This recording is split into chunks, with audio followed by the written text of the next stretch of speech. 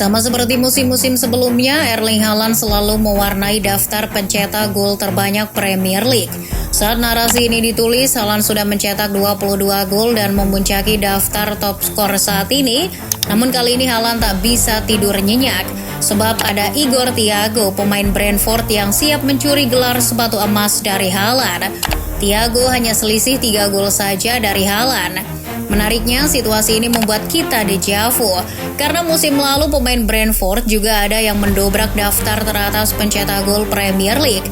Dia adalah Bryan Mbeumo dengan 20 golnya. Hal ini memunculkan satu pertanyaan yang diam-diam mengganggu logika banyak orang.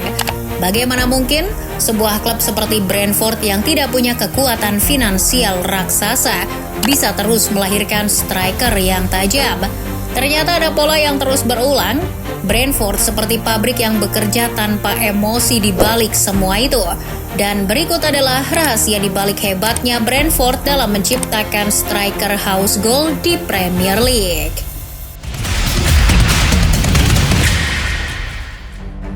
Kemunculan Igor Thiago di daftar top skor Premier League musim ini cukup bikin geleng-geleng, sebab ini di luar prediksi siapapun. Banyak orang mengira bahwa Brentford akan menuju masa kelam setelah kehilangan Yoane Wissa dan Bryan Mbeumo dalam jendela transfer yang sama. Keduanya hengkang pada musim panas 2025, Mbeumo ke Manchester United dan Wissa ke Newcastle. Belum lagi Brentford juga terpaksa melepas sang pelatih Thomas Frank ke Tottenham.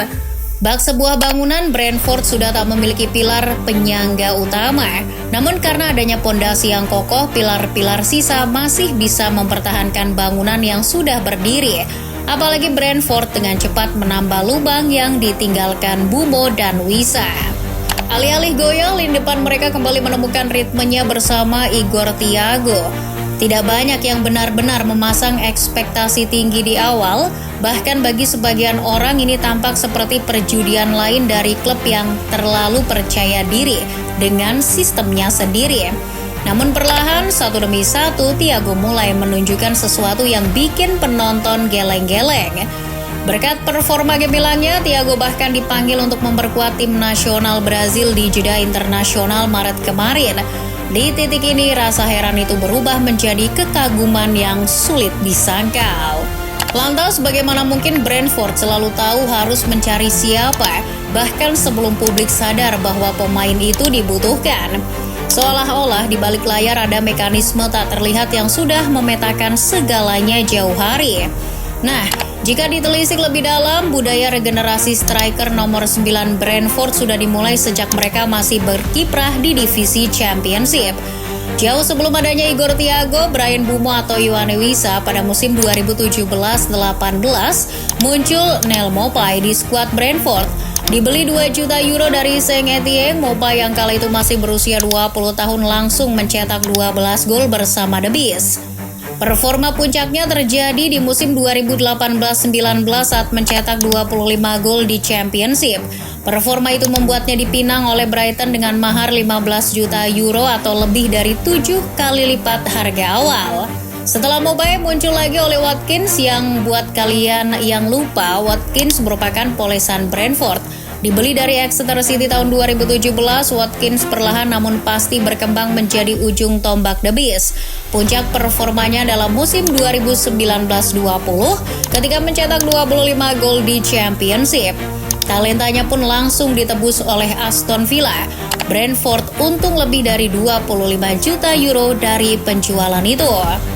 Belum selesai di situ, untuk menggantikan Watkins, Brentford mendatangkan Ivan Toney dari Peterborough United tahun 2020. Performa Toney lebih gila lagi.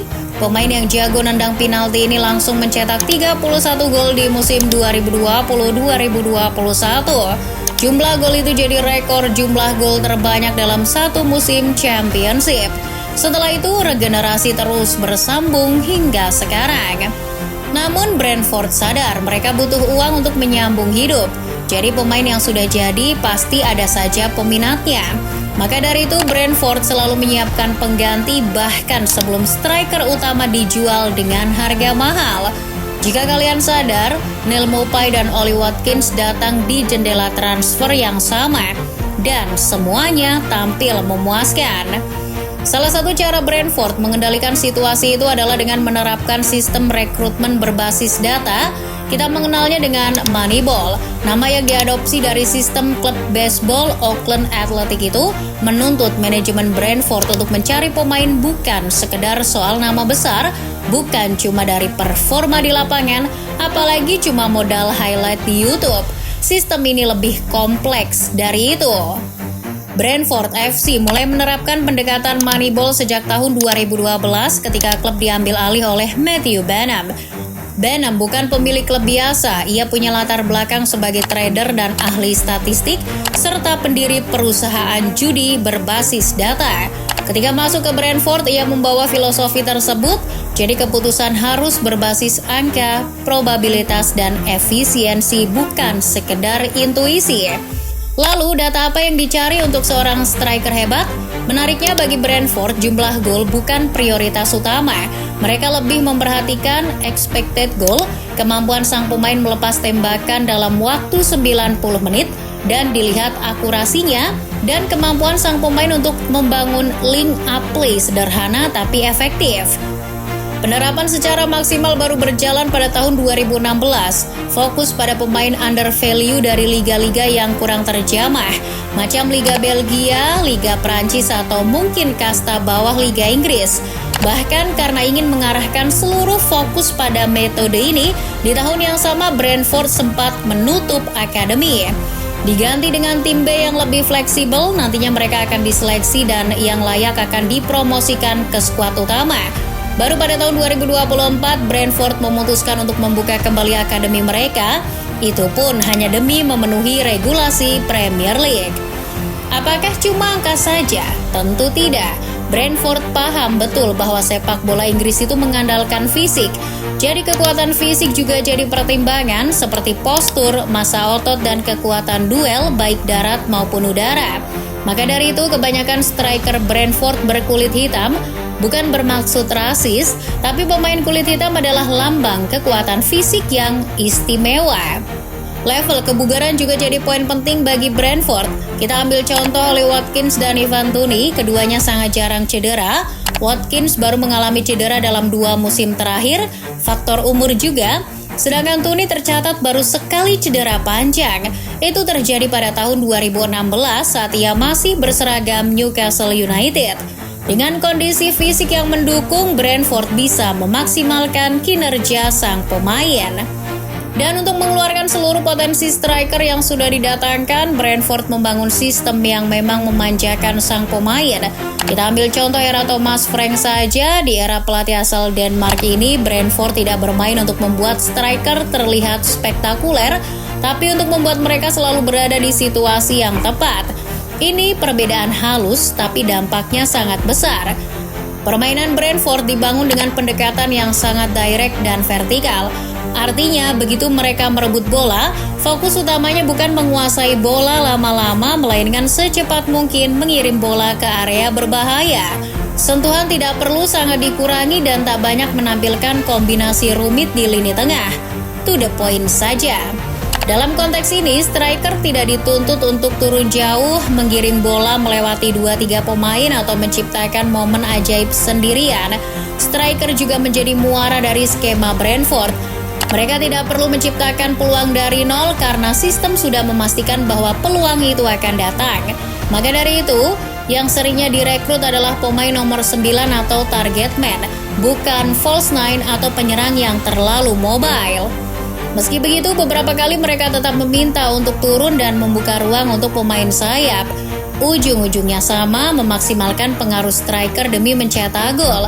Karena selalu jadi muara dari sistem, gol pun akan mengalir deras dengan sendirinya.